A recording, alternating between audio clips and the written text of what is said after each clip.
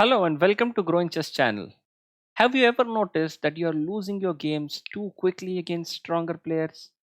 Have you also felt like the other chess players, like I have felt in my initial days, that you need to learn a lot of opening theory to play better against these strong players?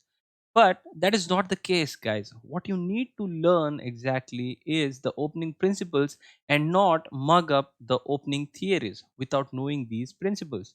You need to understand which principles are to be followed when exactly and when they are to be broken to get the better decision out of the position.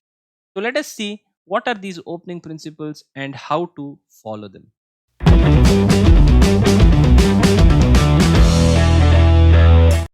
We will be studying 7 opening principles today, which will help you play the openings better. You will know how to open your game without getting into trouble against stronger players. So, the first opening principle is develop your pieces rapidly.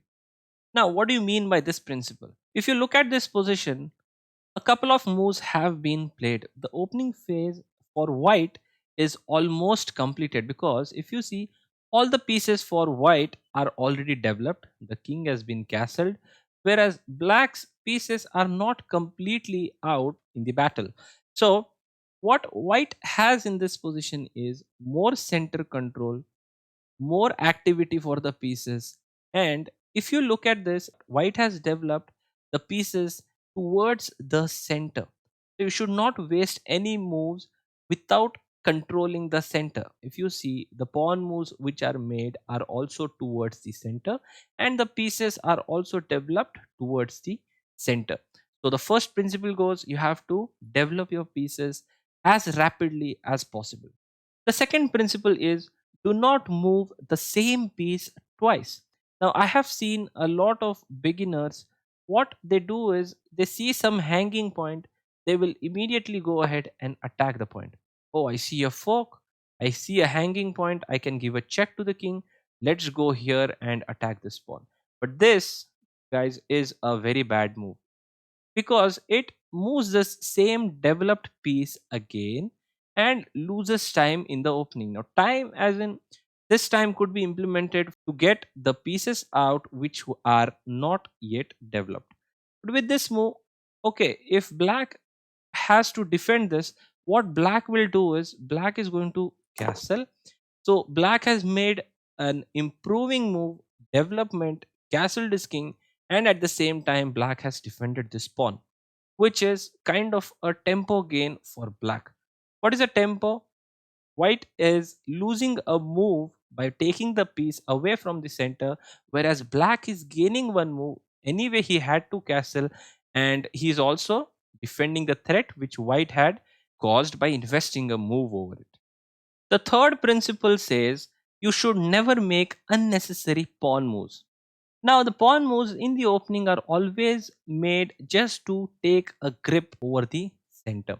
If you make pawn moves, apart from that, they should be either absolutely necessary, there should be some valid reason, otherwise, they're going to lose a lot of time in the opening phase. For example, in this position, if you play h3, looking at the spin, let's say black wants to play bg4 and pin the knight to the queen. But this move is not correctly timed here. If you think about your king, it's on an open file. White has not yet completed the development. The rooks are not connected. The king has not been castled. Black can simply play rook e8 check, and I would say black is clearly better here because of this vulnerable king, and white has lost this time by playing an unnecessary pawn move. Instead of this, what white should have done is simply castled here. The fourth principle is you should develop your knights always before your bishops. Now, there is a very valid reason to do so. You can argue by asking a question that bishops and knights both have 3 points common between them. So, why is that? That you have to develop the knight before the bishop. Both have got equal power, but their nature is completely different. Knight is a short range piece. If you consider this knight on b1, it is going to c3 and a3. So, it's only acting around this space. It is not going anywhere beyond this space, outside of this space. But if you look at a bishop, if the diagonal is open for the bishop, for example, let's say in the opening we play e4, e5. Now this bishop sitting on f1 is controlling all the squares throughout this diagonal until the diagonal ends. So this bishop sitting on f1, even if you delay it a bit, it is still controlling good enough squares. Whereas this knight, if it is kept inside and it is delayed development, then it is only going to control these squares and it is of absolutely no use at all. So it is said that generally you should develop your knights before your bishops. Then if you develop your bishops and even if you are a bit delayed, the bishops will do their jobs on their diagonal. The differentiating factor between the bishops and the knights is that the bishop is a long range piece and the knight is a shorter range piece. So it's better to develop your short range pieces before your longer range piece. Now, similarly, develop your minor pieces before your major pieces. The queen and rooks are your major pieces. The reason behind developing the major pieces after your minor pieces is the major pieces have got a lot of value. So, if you get your major pieces in the game, let's say here you get your knight c3 move instead of knight f3. This knight comes here, and let's say you come out with your major piece thinking that okay, I'm going to attack with my queen. But the point is, if this knight comes here, it is going to give a tempo by attacking this queen, and white has to step back here or go here to defend this. So basically, the major pieces, when they come out, they are vulnerable to attacks. That is the reason you have to keep them inside until your minor pieces are out. The fifth principle is, do not exchange your developed pieces with your opponent's undeveloped pieces. Now, what beginners like to do quite often is to exchange the pieces. They see a trade, they quickly capture opponent's pieces.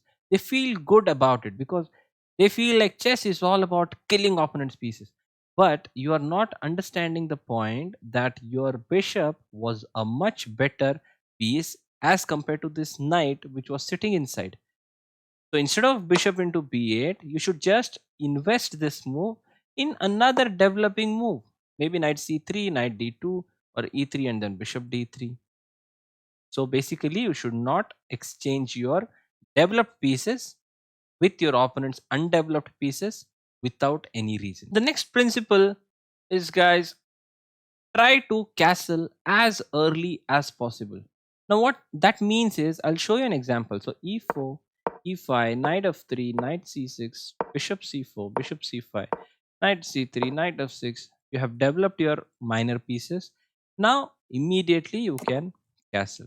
What this does is, your king gets to a safer point and you get these central lines for yourself, as the king is not anymore in the center, and you can use these central lines to create pressure, and the king is safe behind these three pawns.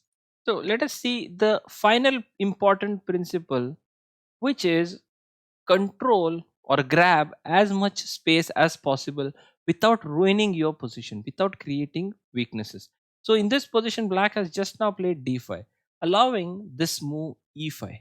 What white wants to do here is, white is controlling more space by pushing more pawns. Now, if you look at the white's position, white has more space behind this pawn chain.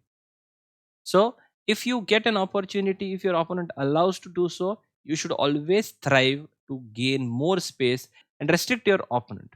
If you follow these seven principles precisely, you are going to get a decent position out of the opening. You need not learn or just mug up all the theory lines to play good openings. In the initial phase, it's better to implement these principles in the correct way and understand the base of this game. If you want me to explain you this concept of opening principles in further depth, let me know in the comment section. I can explain you how can you punish your opponent when he doesn't follow opening principles. If you have found this video instructive, do like the video and subscribe to our channel. Also, do not forget to press the bell icon so that you get notified as soon as we come up with a new instructive video for you. Thanks a lot, guys.